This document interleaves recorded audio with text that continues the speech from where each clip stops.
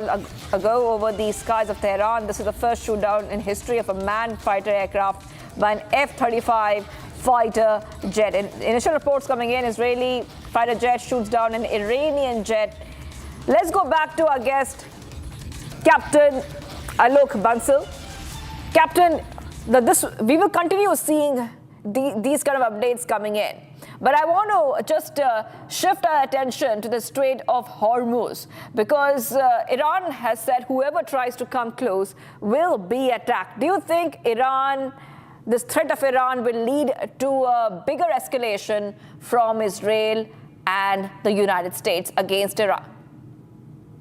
See, the fact of the matter is that Strait of Hormuz is virtually closed for last 3 days. In fact, there has been no movement of ships. Maybe one odd ship might have escaped, but otherwise no ship has moved from outside to inside and inside to outside. So Hormuz is already closed. And it's not a very difficult process for Iranians to close it, because if you sink one or two merchant ships in the strait is as it is closed. Now, the US is talking of escorting ships, which may work. I'm not too sure whether it may work foolproof. But yes, that is the best option they can do, that US Navy comes inside Persian Gulf and then escorts. But that would also enhance the vulnerability of US Navy, because naval ships would be going through narrow strait in a preordained path. And that makes them extremely vulnerable to any shore-based attacks or any drone attacks which actually Iranians would launch. So that's a factor. So this has a huge economic cost, and you can see the economic cost is being paid. Iraq has already curtailed its oil production and will shut down probably oil production. Qatar has shut down its gas productions. So the energy supplies to the world market are actually coming down. And this coming at a time when Russian oil has been embargoed, the Venezuelan oil is not into the market. So this is going to create a huge problem as far as the global energy requirements are concerned.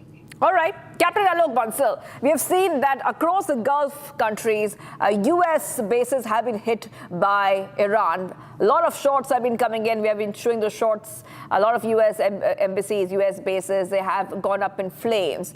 Do you think the Gulf countries are passive, or they will also be joining in? The Gulf countries are suffering a lot of damage because Iran is targeting US sites. See, I think at the moment, Gulf countries seems to be standing by. Saudi Arabia has said that they might join the offensive, and Saudi Arabia and UAE are the only countries which can join the offensive. Please understand, the other, like Bahrain, Qatar, Kuwait, their regimes are extremely vulnerable. In fact, all Gulf countries don't have representative regimes, and you need to understand that the street in all these countries is fiercely anti-US. But in the case of UAE, it doesn't matter, because it's generally, it is the expatriate population which predominates over the locals, so there's not going to be much of a problem. And Saudi Arabia is a relatively big country. But other smaller countries may face a problem if actually the relentless attacks by Iranians continue, especially countries like Bahrain, which is predominantly Shia, ruled by a Sunni monarchy. So these are the countries which are vulnerable, and I don't think so they would want to go actively into the combat, lest their governments actually falter. Yes, Captain Alok Bansal, I really request you to hold on for a second there, because we have a report coming in from Dubai. Let's go to the report. We have a report coming from Dubai. Dubai, one of the most international cities in the Gulf region, was under attack from Iranian drones and missiles. But what is the situation right now? Our reporter, Wang Zheng, finds out. It's almost 6 p.m. here in Tehran. I just came out to buy some medicine for my mother. Then I saw a smoke plume in west of Tehran, and I was just 2 kilometers away from my house. So I came here, and as you see behind me, it's one of the biggest smoke plumes I've seen recently. I don't know what has been exploded, what has been targeted, but it's a big one, and it's been like that in the past 45 minutes. So Tehran has been also attacked by US and Israel today, like the previous days. And of course, there are some reports that the attacks will intensify in the coming hours. Okay, that was a report from Tehran. We also have reports from Dubai. We'll play out those Dubai reports later on. But I want to go back to our guest. Let's go back to our guest. Captain Alok Bansal is joining us back on Republic TV. Captain, so we're getting reports. That was a report from Tehran. We also report from Dubai. We'll get that ready later for our viewers.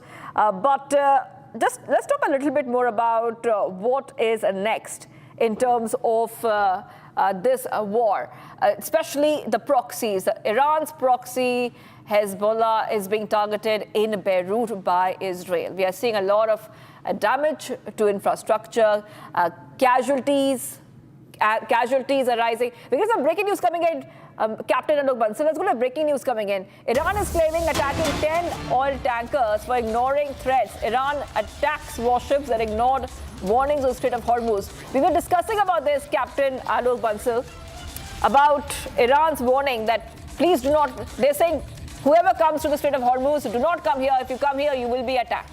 So warships are attacked. 10 oil tankers have been attacked. Captain Alok Bansal, would you like to come in here? It looks like Iran is getting very aggressive about this, and the oil prices are rising.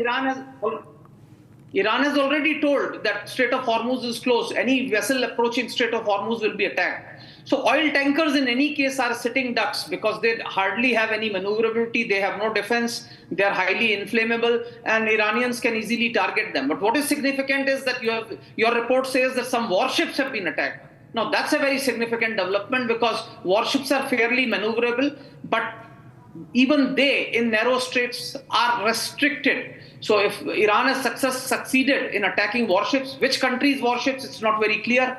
So that's a big achievement. And that's, as I was telling you just a few minutes back, that closing Strait of Hormuz is a child's play as far as Iranians are concerned.